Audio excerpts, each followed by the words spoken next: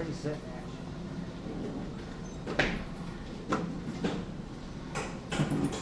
stand up.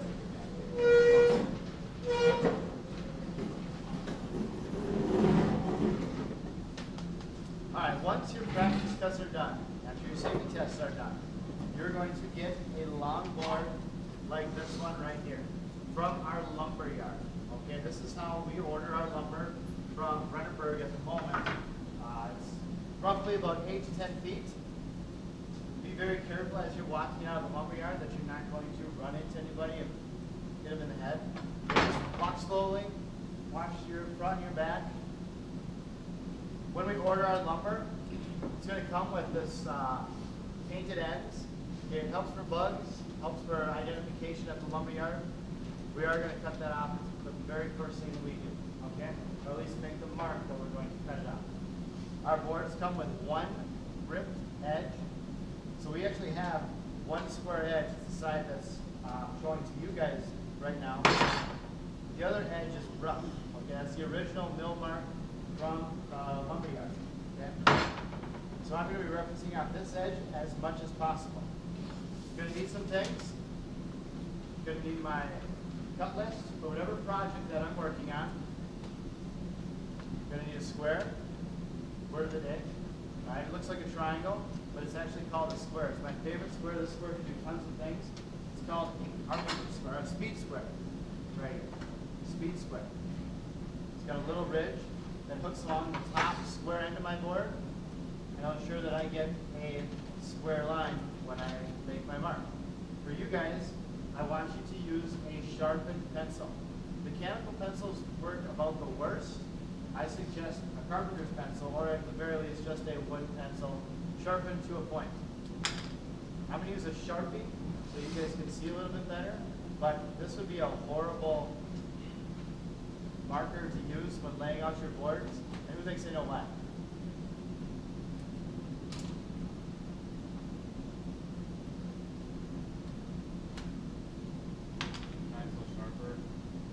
Pencil sharper, so it gives you a thinner line. Absolutely.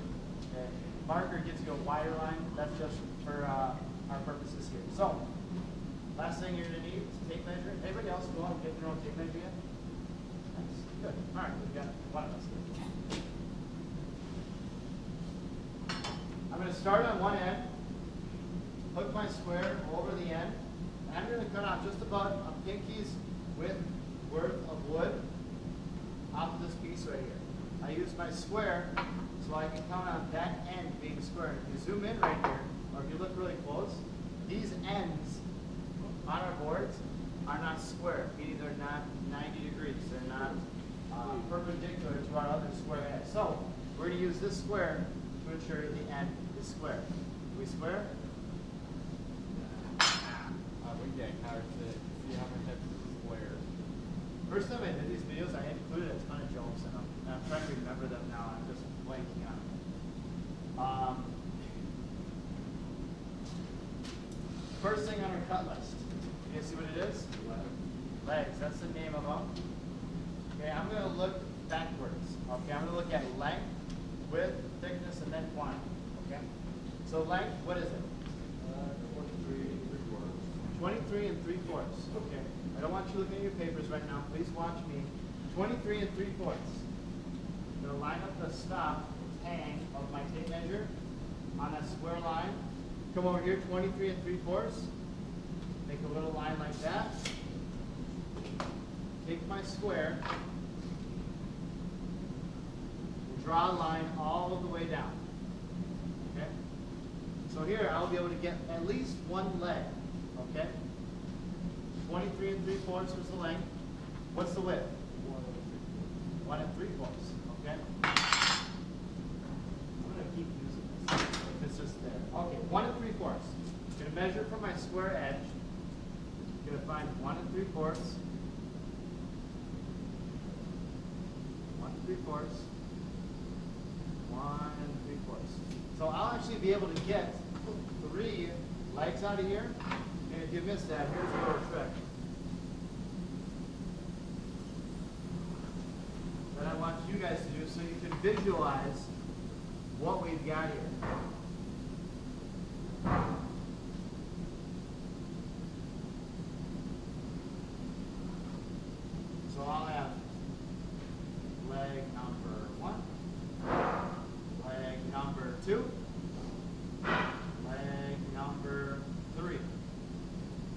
guess I skipped a step. So you guys see under quantity how many legs I need? Eight. You're gonna make an octopus table with this. Is gonna be a spider table. No, What's there's this thing some gonna be? supports. We're gonna glue them up together, so you will have 4 legs. All right. When it says quantity, keep in mind I need to have that many. Now, these are all set. Okay. My line is going parallel with the wood grain. All right. Those are going to be measured at the table saw. How do we measure on the table saw? Inside blade to the outside. The inside of the blade to the fence. Okay. We're not going to be using these parallel lines to the wood grain to line up on the table saw. The important lines are the crosscut lines. Because what machine do we use to crosscut? Now it's Miter saw. Yep, the yellow DeWalt miter saw is in here. Okay. By the way, this one back here works just fine. A lot of us are kind of avoiding it. Here's an important thing that just about everyone misses. Remember the word of the day from yesterday? Curve. So when I come through here, I'm actually going to lose a little bit of wood on each one of these. For the lines going parallel with the wood grain lines, I don't want you guys to do this, but for the cross-cut lines, I want you to set your pinky down, put your square down, and make another line just like that. This is going to account for the blade curve. It's also going to give me another square line from which to reference my next cuts. Okay? So, I needed 8 legs, so I could stretch this out again. 23 3/4, right? But check this out right here. Does everybody see what I'm pointing at right here? It's a knot. Is that going to make a pretty good table leg? I agree. So maybe I should look down on my cut list to see how I could incorporate that knot or potentially work around it. What I don't want you guys to do is just hog off this much material on your boards. Try to incorporate it, or at least work around it so that we're using the maximum yield on these boards. Okay? This board is actually very expensive, and I don't want us to be wasting it. I kind of think this looks cool. Anybody else agree the knot kind of looks cool? So if you visualize your end table or any kind of furniture that is at your house, and you're looking at the top, I kind of think this knot would go well on a top piece. What's the next piece down on my cut list? Look at that. Someone was thinking here. Now, that's probably not going to be queued up perfectly for you, but keep that in mind as you're going down the board. I've got another knot over here. Honestly, small ones like this could be incorporated into a leg, especially when we're doing the glue up. This one doesn't go all the way through. And neither does this one, but I just think it personally looks cool. So I'm going to utilize that as my top piece. So what is my length on the top? 21 and 1/4. You guys are good. 21 and what? 21 and 1/4. Also, do you guys see how I'm stretching my tape measure out beyond 21 and 1/4? Okay, give yourself some room to work. How did you guys want to say 21 and 1/4? I'm looking like this, and it's hard for both of us. Okay, I'm doing my best to help you here, but this is where we're kind of getting our tape measure fluency right here.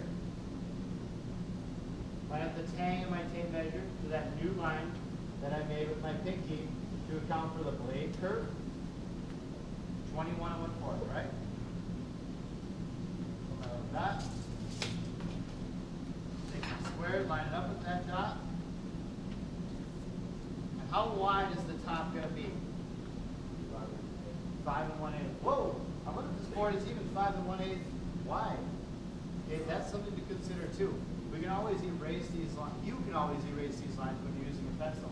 If you're using a marker, or maybe we've written out a lot and we make a mistake here, there's our eraser right there. Just flip the board. Okay. I think we'll be good though. We're 5 1/8. Woo! We're 5 1/2. If you look really close on the speed square, you guys will realize you can also do that kind of quick by setting this down and reading that ruler on the speed square. So 5 1/8 is about right there. I'm measuring off my square edge right here.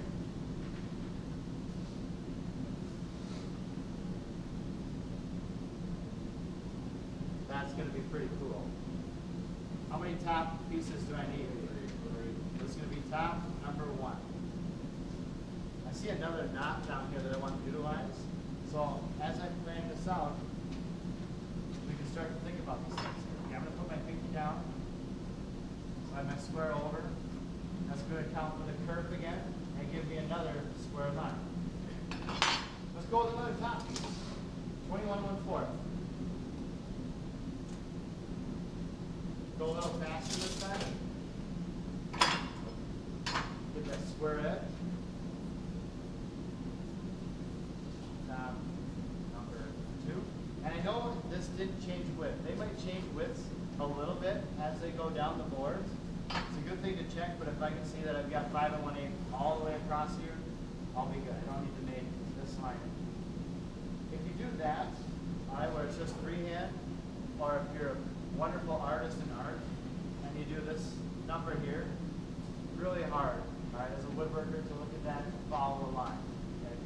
These parallel to the wood grain lines aren't as necessary, but these ones right here really, really matter. Go pinkies with the wedge. Sure. I need 3 tops, right? Look at that, I'm going to utilize that just about perfect there.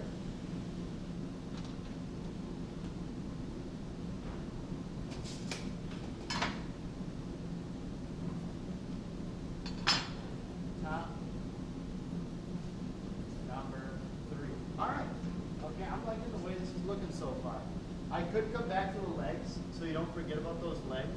In fact, that's what I recommend you do, but let's look down on the rest of our cutlets right here. So let's specifically look at door styles. It's the second from the last on the hardwood cutting list. What is the length on that? 11 1/2. Okay.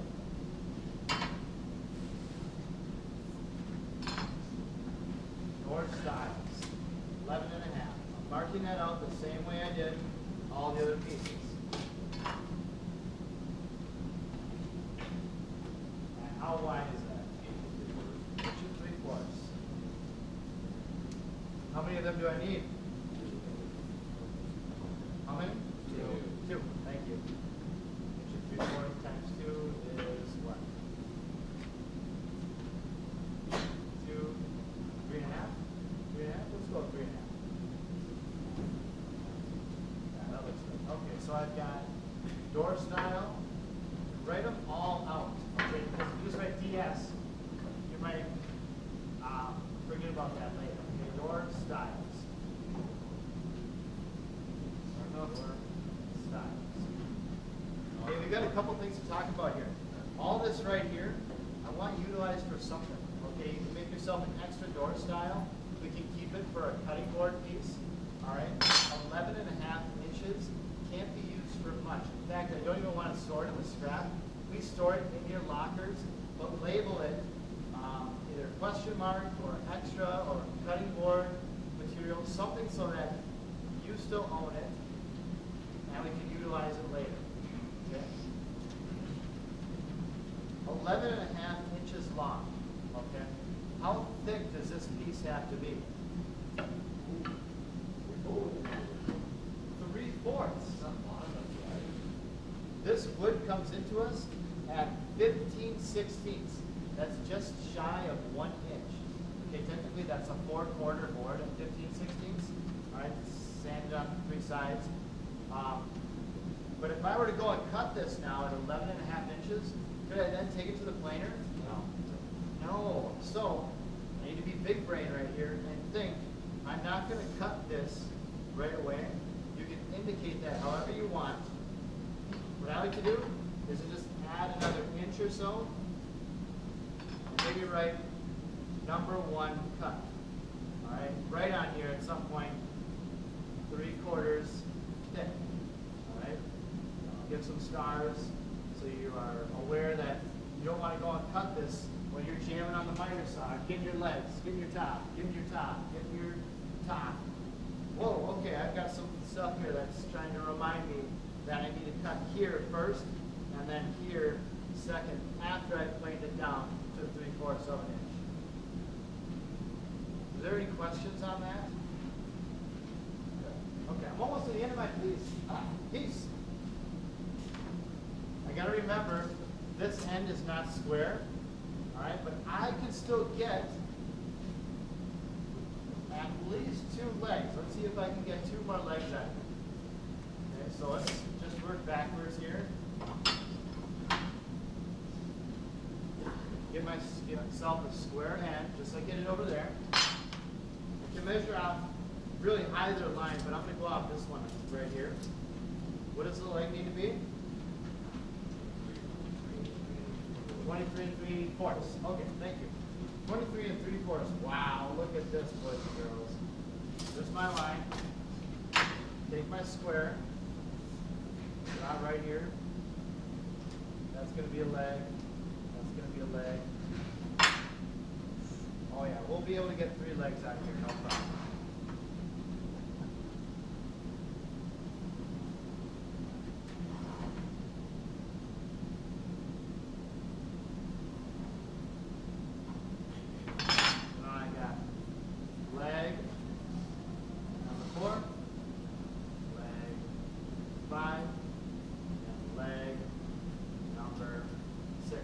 Going off of these parallel lines when we get to the table saw? No. Put the fence to the inside of the blade every single time. Then, when you guys get to the table saw, you'll be able to set that fence to 1 3/4 and cut all of these legs without resetting the fence. If you're working with your friend, they've got their legs ready to go, they can cut their legs as well. We do need to take note though, I utilize this whole board. You guys will get 1 board first, right after practice cuts, to do exactly this. Okay, once you have done this and all this is cut out, then I want you to go to the scrap bin first. You can grab a piece of your board that you know is the species that you need. I'm using red oak right here. Most of you guys will use red oak. If you take that piece over to the scrap bin, and then you come back with a piece like this that does not look like it, it's going to look really weird on your project if you start incorporating this into your face frame or your top or anything else on your project. So please hold it against the piece that you know is the species that you paid for. And if you have any questions, because some of these can be really close. Okay, we've got oak and ash in there. They're almost identical. All right, but Mr. Kurt and myself can help distinguish between the two. Okay?